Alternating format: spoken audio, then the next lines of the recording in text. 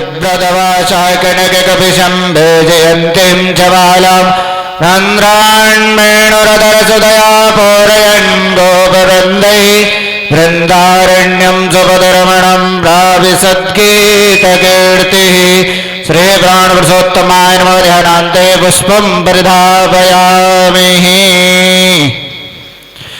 श्रीसुखमुनि चरणकमलेभ्यो नमः ध्यानम् हरि ओम हरि ओम हिरण्यगर्भाचामृतदाग्रे वोत्स्यादापतिरेक आसित तदाधारं ऋतिं देवदेवं कस्मै देवाविकाविदें श्री प्राणपुरुषोत्तमाय नमः। प्रार्थना हाथ जोड़ के प्रार्थना करेंगे। शक्राय नमः। हरि ओम श्री व्यास नारायण पूजनम्। ओम तमद्भुतं बालकमम्बुजक्षणं चतुर्भुजं संज्ञगदायुधं श्रीवत्सलक्ष्मणसौविकौस्तुभं पीताम्बरं सान्द्रपयोधशोभं आरवेन्दुरकिरीटकुण्डलं तुसत्परिशाक्तभद्रकुन्तलं वसुदेवयेक्षतः कस्तूरे तिलकं ललाटपटले वक्षस्थले कौस्तुभं नासाग्रेवरमाब्धिकं करतले वेणुगरे कङ्कणं सर्वाङ्गे हरिचन्दनं सुललितं कण्ठे च मोक्तावली गोपस्त्रीपरिवेष्टितो विजयते गोपालचूडामणि पुल्लेन्दीवरकान्तिमिन्दुवदनं बर्हावतंसप्रियं श्रीवत्साङ्गमुदारकौस्तुभधरं पीताम्बरं सुन्दरम्। श्री प्राणपुरुषोत्तमाय नमः। श्री व्यासनारायणाय नमः। सर्वचरार्थिगन्धक्षतुष्पाणि सम्पूजयितारारतिक्यम्। हरि ओम। में आप लोगों ने श्रवण किया था भगवान श्री कृष्ण के द्वारा इंद्र का मान मर्दन, और यहीं से सुखदेव जी महाराज राजा परीक्षित को महाराज प्रसंग में ले जाते हैं।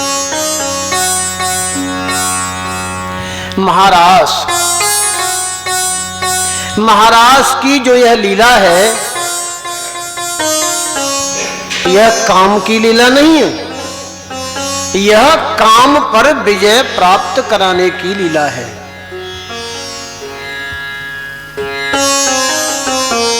16,108 ब्रजांगनाओं के साथ में भगवान श्री कृष्ण ने महाराज किया। ये 16,108 ब्रजांगनाएं कौन है? भगवान जब रामावतार लेकर के जनकपुर में गए थे स्वयंवर में, तो वहां की नव युवतियों ने जब प्रभु श्री राम जी का दर्शन किया था, तो उनके मन में ऐसा भाव उत्पन्न हुआ था कि ये पति रूप में हमें प्राप्त हो जाए। तो वहां भगवान श्री राम ने कहा था कि इस अवतार में तो हम मर्यादा में हैं, परंतु द्वापर युग के अंत में जब हम कृष्णावतार लेकर के आएंगे, तुम्हारी मनोकामनाओं को हम पूर्ण करेंगे। ये वही जनकपुर की नव युवतियां हैं जो 16,108 ब्रजांगनाएं हैं।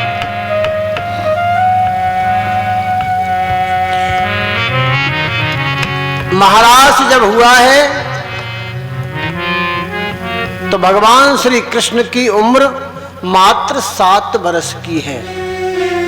महाराज कोई साधारण लीला नहीं है। महाराज की लीला को श्रवण करने के लिए श्रोता में कितने गुण होने चाहिए, कितना गुणवान श्रोता होना चाहिए, तब महाराज की लीला को समझ पाएगा।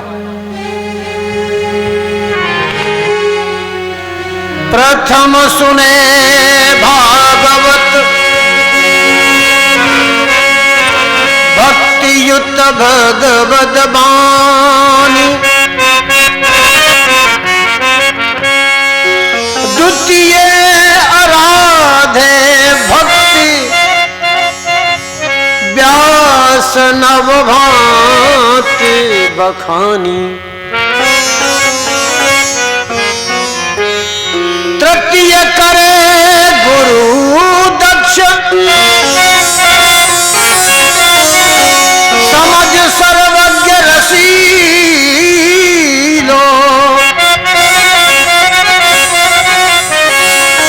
चौथे होई विरत बसे बनराज बसीलो,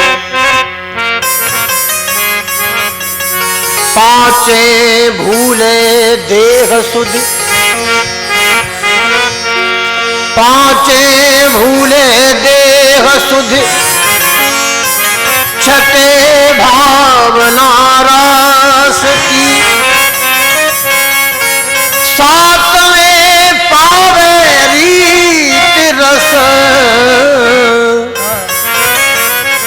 श्री स्वामी हरिदास की।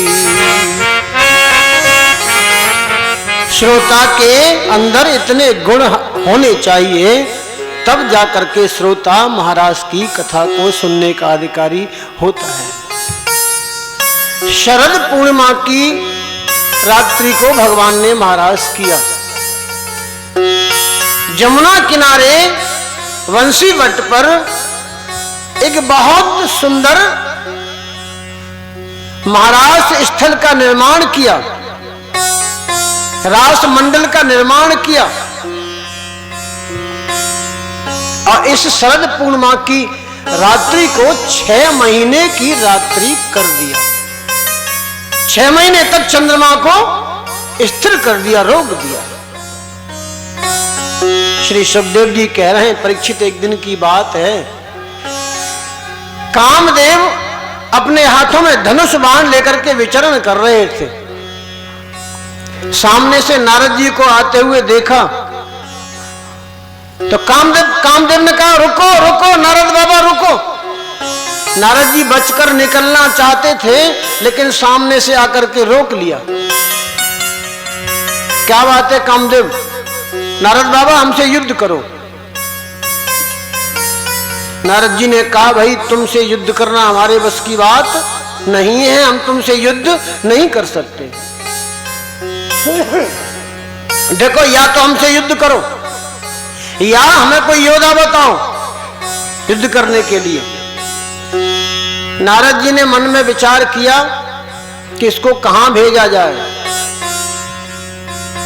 विचार करके बोले, बेटा अब की बात तुझे मैं ऐसा योद्धा बताता हूं कि फिर कभी जीवन में तुझे योद्धा ढूंढने की आवश्यकता नहीं होगी।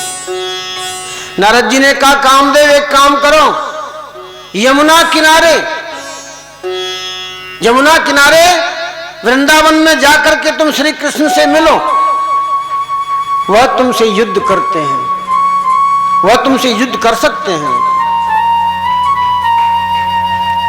कामदेव ने नारद जी को प्रणाम किया और कामदेव चला है वृंदावन की ओर।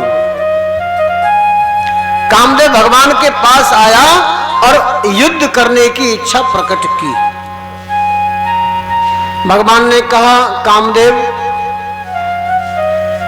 वैसे तो हमारी युद्ध करने की कोई इच्छा है नहीं, परंतु तुम युद्ध की आशा लेकर के आए हो,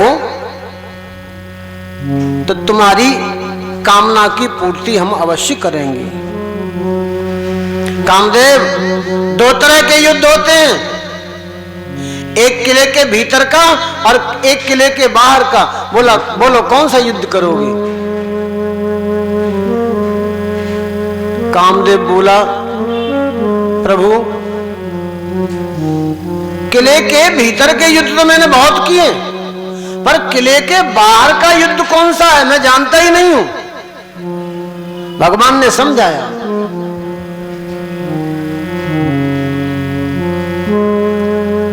किले के भीतर का युद्ध कौन सा है?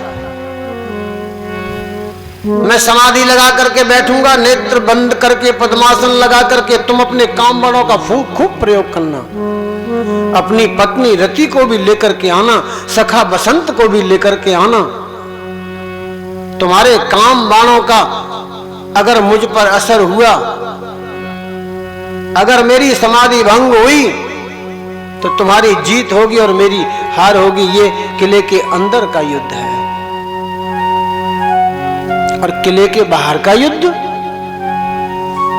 शरद पूर्णिमा की रात्रि को 16,108 ब्रजांगनाओं के साथ जमुना किनारे रास मंडल पर मैं महाराज करूंगा। तुम आना, अपनी पत्नी रति को लेकर के, सखा बसंत को लेकर के अपने काम बाणों का खूब प्रयोग करना। अगर मेरा मन विचलित हुआ तो मेरी हार होगी, और मेरा मन आप्त काम रहा, मेरा मन स्थिर रहा, तो मेरी जीत होगी और तुम्हारी हार होगी। कामदेव ने भगवान को प्रणाम किया और कामदेव चले गए। अब शरद पूर्णिमा की रात्रि आई और भगवान ने बंसी बजाना आरंभ किया। और भगवान की बंसी जब बजती है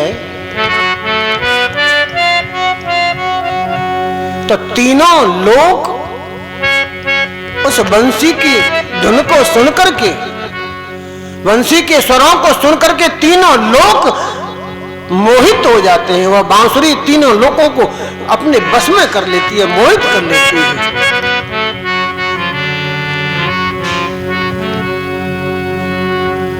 बांसुरी बजाए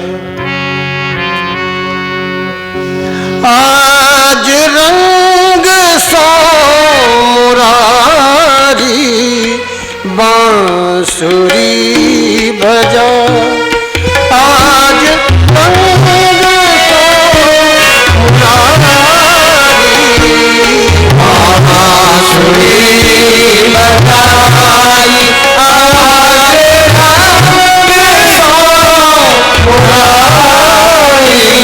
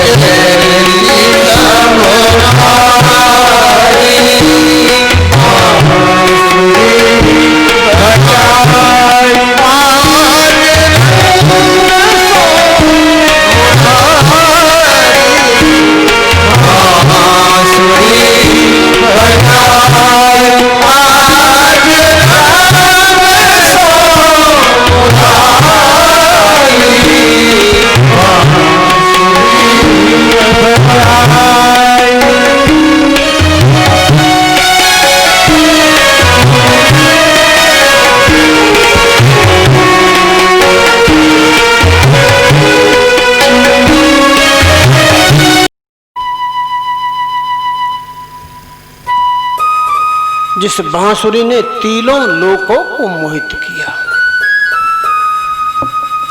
और बांसुरी की धुन, बांसुरी का स्वर, बांसुरी की स्वर लहरी पूरे ब्रज मंडल में गूंजी।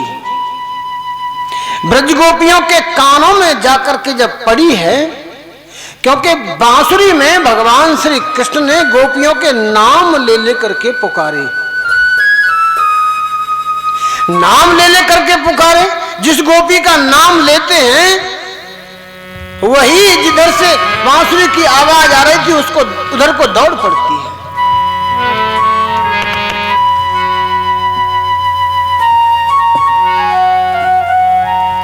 जिस हालत में अपने अपने घरों में थी गोपियां, कोई श्रृंगार नहीं किया, कोई वस्त्र नहीं बदले, कोई तैयारी नहीं की, जिन जिन हालतों में अपने घरों में बैठी थी उसी हालत में गोपियां दौड़ी हैं।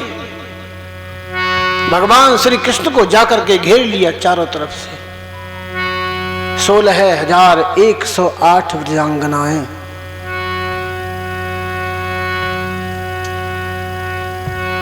भगवान श्री कृष्ण ने देखा, स्वागत किया। आओ महाभाग्यवती गोपियों, आपका स्वागत है। स्वागतम वो महाभागा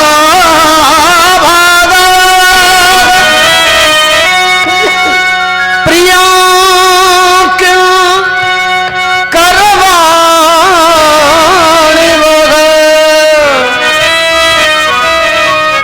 व्रजस्यानामयम् कश्चिद् ब्रूतागमन कारणम्। आओ आओ आओ महाभाग्यवती गोपियों, आपका स्वागत है। देखिए भगवान श्री कृष्ण गोपियों को क्या संबोधन कर रहे हैं? महाभागवती। कथा सुनने वाले जितने भी श्रोता है ना, वो सब महाभागवत ही हैं। महाभागवती गोपियों, एक बात बताओ, इस समय रात्रि के 12 बजे हुए हैं, तुम रात को यहां क्यों आई हो? अरे रात को यहां आपका आने का प्रयोजन क्या है? तुम्हारे भाई, पति, पिता, पुत्र तुम्हें ढूंढते होंगे, तुम अपने अपने घरों को लौट जाओ। अब आप लोग विचार कीजिए, कोई आपको नाम लेकर के बुलावे, आवाज दे और आप उसके समीप पहुंच जाओ और वह आपसे यह प्रश्न करे कि आप यहां क्यों आए हो, तो आपको कैसा लगेगा? महाभागवती उन गोपियों ने अपना सिर नीचे को किया, नेत्र नीचे को कर लिए। पैरों के जो नाखून है, पैरों के नाखूनों से धरती को कुरेदने लगी हैं गोपियां।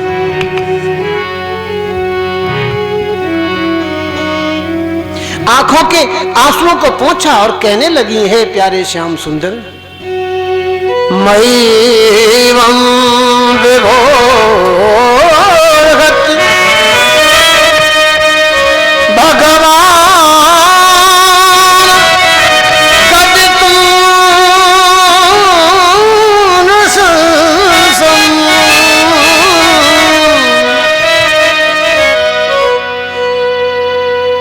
भक्ता भजस्तु दुर्वग्रह मात जासमान। हे प्यारे श्याम सुंदर,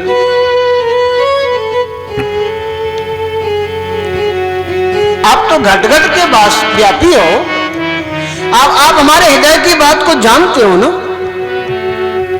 अरे तुम्हें इस प्रकार से निष्ठुरता भरे हुए वचन हमसे नहीं कहने चाहिए।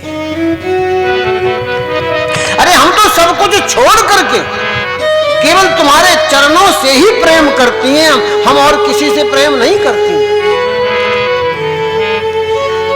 जैसे आदि पुरुष भगवान नारायण अपने मुमुक्षु भक्तों से प्रेम करते हैं ना, आप वैसे ही हमें स्वीकार कर लो, हमारा त्याग मत करो।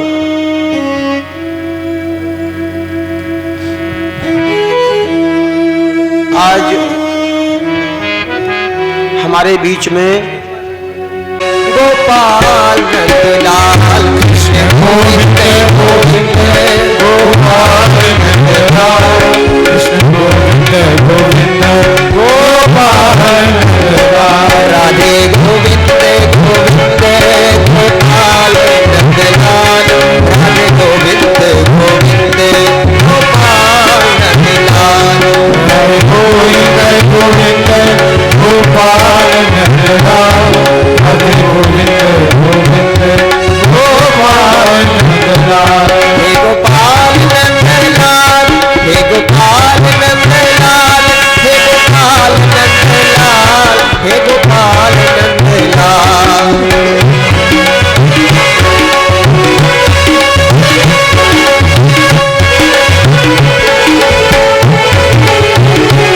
राधे गोविंद गोविंद, गोपाल नंदलाल राधे गोविंद गोविंद, गोपाल नंदलाल राधे गोविंद गोविंद, गोपाल नंदलाल राधे गोविंद गोविंद, गोपाल नंदलाल। हे गोपाल नंदलाल, हे गोपाल नंदलाल, हे गोपाल नंदलाल, हे गोपाल नंदलाल, हे गोपाल नंदलाल, गोपाल नंदलाल, गोपाल नंदलाल, गोपाल नंदलाल। राधे गोविंद गोविंद, गोपाल नंदलाल कृष्ण गोविंद गोविंद, गोपाल नंदलाल राधे गोविंद गोविंद, गोपाल नंदलाल राधे गोविंद गोविंद, गोपाल नंदलाल, गोपाल नंदलाल, गोपाल नंदलाल।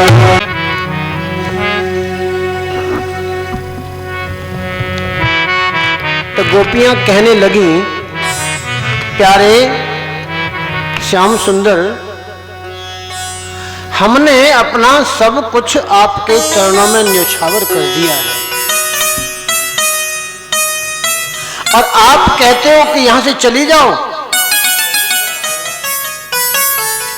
किसी कुलीन स्त्री को जार पुष्प की सेवा नहीं करनी चाहिए। आप इन शब्दों का प्रयोग हमसे मत करो।